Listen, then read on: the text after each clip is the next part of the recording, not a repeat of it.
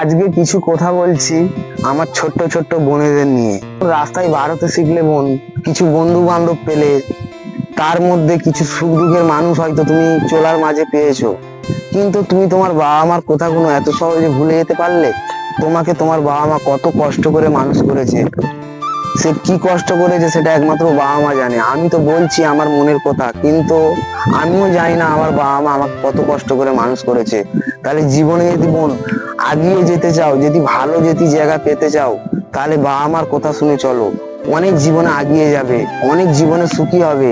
বাবা মার বিরুদ্ধে যে কজন গেছে, যত মেয়ে গেছে, তুমি বলো দিনি বোন কতজন সুখে আছে?